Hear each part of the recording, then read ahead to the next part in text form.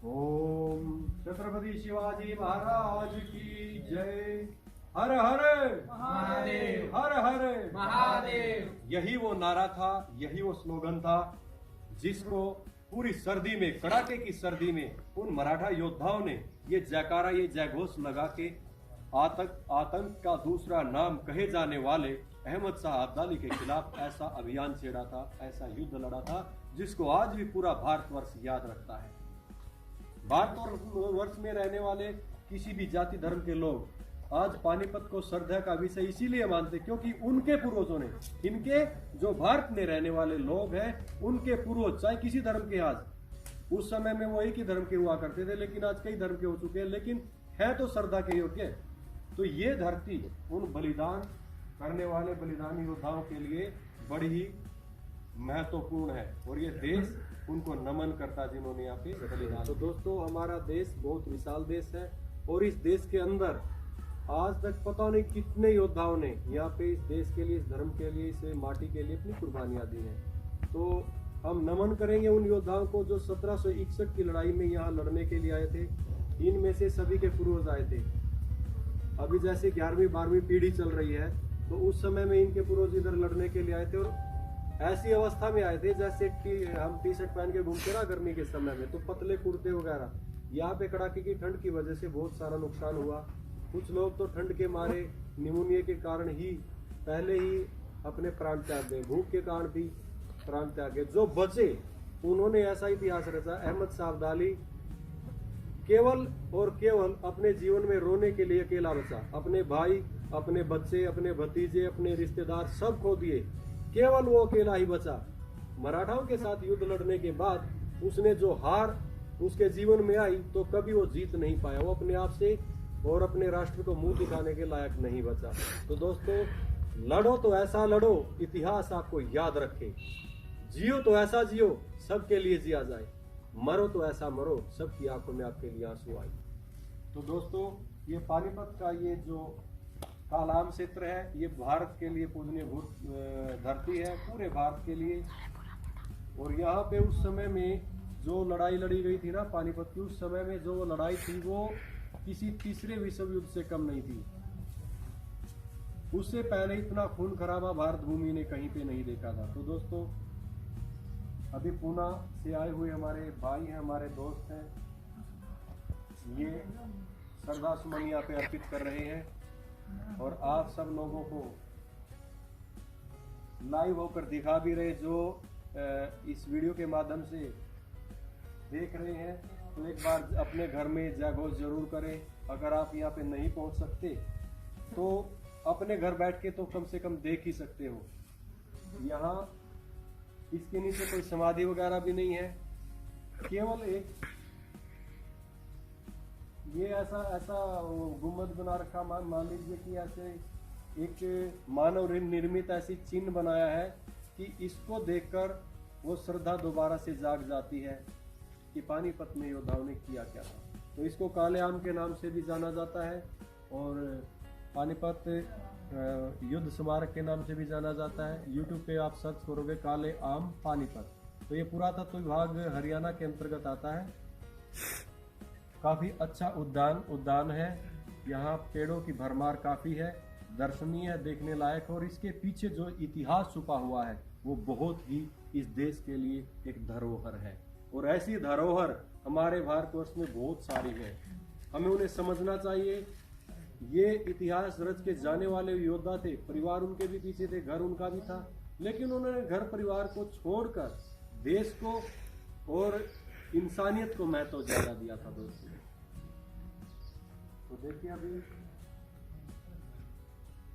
श्रद्धा युक्त होकर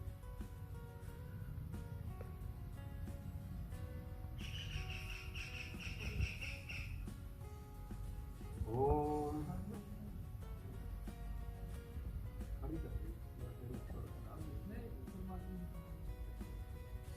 तो बाहर की दो ये संभाजी महाराज के जन्म स्थान से आए हुए ही हमारे भाई संभाजी राजे, शिवपुत्र और शंभू राजे के नाम से भी जाने गए हैं। स्वराज्य रक्षक के नाम से भी जाने गए हैं। शंभुराजे ने अपने जीवन में बहुत सारी लड़ाइयाँ लड़ी, एक भी लड़ाइयाँ वो नहीं हारे। इसका सीधा तात्पर्य था कि वो वीर बहादुर तो थे ही, साथ में कला को भी उन्होंने अच्छे से जाना था। 13 भाषाओं का ज्ञान उनको था। भारत में हर जगह कोई ना कोई भाषा बोली जाती है और उनको तो अंग्रेज, डैन, डच, पुर्तगाली, फ्रांसीसी, इन सभी देश से आए हुए लोगों की सभी भाषाओं का नॉलेज था। उन्होंने अपने जीवन में कई शतक लिखे हैं, पुस्तकें लिखी संस्कृत में, मराठी में। तो जो लोग इतिहास से वंचित हैं वो संभाजी राजे, धर्मवीर संभाजी राजे के बारे में यूट्यूब पर सर्च कर सकते हैं कि शंभू राजे क्या थे। शंभू राजे शिवपुत्र यानी छत्रपति शिवाजी महाराज के ज्येष्ठ लड़के थे वो, और उनके छोटे भाई थे राजा राम जी।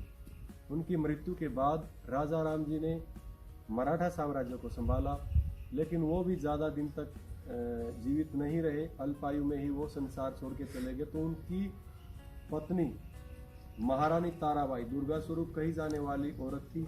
और आई साहेब को कोटि कोटि प्रणाम, क्योंकि जब बात इस देश की आती है तो औरतों का योगदान भी पीछे नहीं है। राजमाता जिजाऊ के बाद महारानी ताराबाई आई साहेब ने भी धर्म की स्थापना और स्वराज्य के लिए बहुत सारे काम किए हैं। श्री छत्रपती शिवाजी महाराज की जय। नमस्कार, मी जगदीश कुमार, गौरव बनसोडे, नागेश पायगुडे आणि आमच्या सोबत आहेत चंद्रशेखर ताटोले. आम्ही 12 मावळ परिवार आणि शिवशंभू प्रतिष्ठानचे सदस्य असून महाराष्ट्रातून जे देव देश धर्म यासाठी, देव देश धर्म वाचवण्यासाठी जे मराठे 2000 किलोमीटर इथं पानिपतावरती आले आणि शौर्याची परिसीमा गाठून जो त्यांनी अब्दालीचा प्रतिकार केला तो इतिहासाला सर्वांनाच माहिती आहे. परंतु पराजयात सुद्धा एक विजय दडलेला असतो. तो विजय म्हणजे ही लढाई झाल्यानंतर कुठलाही गनिम खैबर खिंड ओलांडून याची ताकद करू शकला नाही. हीच मराठ्यांच्या लढाईची सर्वात मोठी आपल्याला यश प्राप्ती म्हणावी लागेल. आणि ही लढाई लढताना मी ज्या पुणे भागातून येतो त्या पुणे भागातील सर्व सरदार हे मानाजी पायगुडे यांच्या नेतृत्वाखाली लढले आणि शेवटपर्यंत 10 ते 12 दिवस उपाशी असूनही कडाक्याच्या थंडीत राहून त्यांनी मागे न फिरता देव देश धर्म यासाठी आपलं बलिदान इथं दिलं आणि आपला देश सुरक्षित राहिला. त्या सर्व ज्ञात अज्ञात मावळ्यांना, वीरांना, सरदारांना नमन करण्यासाठी आम्ही इथं आलेलो आहोत. आमच्या धुमाळ परिवारातील म्हणायला गेलं तर आमच्या धुमाळ परिवारातील मुराराव धुमाळ होते, पायगुड्यांच्या येथील मानाजी पायगुडे होते, बलकवड्यांच्या घरातील होते. असे पूर्ण महाराष्ट्रातील लोक, प्रत्येक घरातील माणूस इथं आलेला होता. तो इथं येऊन आपल्या देव देश धर्मासाठी इथं शहीद झाला. त्या सर्वांना आम्ही इथं येऊन नमन केलं आहे. धन्यवाद. नमस्कार. दत्ताजी शिंदे यांच्या मृत्यूनंतर जो पानिपतचा रणसंग्राम चालू झाला, दत्ताजी शिंदेचा 10 जानेवारी 1760 साली ह्या गुराडी घाटावर नजीब खानाने दत्ताजी शिंदेला मारलं. त्यानंतर जे नानासाहेब पेशवे चौताळून उठले, तो पानिपतावर अब्दालीचा बदला घेण्यासाठी हे आपलं 1 लाखाचं सैन्य इथं आलेलं होतं. आणि एवढं देश धर्माच्या रक्षणासाठी मोठ्या प्रमाणावर इथं मराठ्यांनी प्राणाची आहुती दिलेली आहे. जेव्हा राजपुतानेतले मोठमोठे सिंह म्हणणारे राजघराणे आयाळ भादरून बसले होते, तेव्हा आपले दूध पिळलं, ओट पिळला तरी त्यातून दूध निघल असे 20-20 वर्षाचे तरुण पिढी आपण पानिपतावर देशासाठी दिलेली. आणि आम्ही सर्वजण येथे पानिपतावर जे कोणी आलेत, म्हणजे त्याच्यामध्ये फार छोट्यातला छोटा माणूस, सैनिक काही असेल, त्यांना इथं विनम्र अभिवादन करण्यासाठी जमलो आहोत. जय जिजाऊ, जय शिवराय. तो जो ये अभी अपने भाई महाराष्ट्र से आए हैं ना, आम्हाला पानिपतवरती आल्यानंतर सर्वात जास्त मदत आमची सर्व जे काय असेल राहायचं याचं सगळी आमची मदत ते रामनारायणजी मराठा आहेत, इथं पानिपतवरतीच आपलेच बांधव आहेत, यांनी मदत केली पूर्ण. त्याबद्दल त्यांचे शतशः आभारी आम्ही. जरी उद्या कुणी जरी येणार असेल तरी त्यांनी रामनारायणजी यांची संपर्क साधला तरी ते घरातल्यासारखी मदत करतात सर्वांची. नहीं, इसमें देखो, इसके लिए तो मैं क्षमा प्रार्थी हूँ।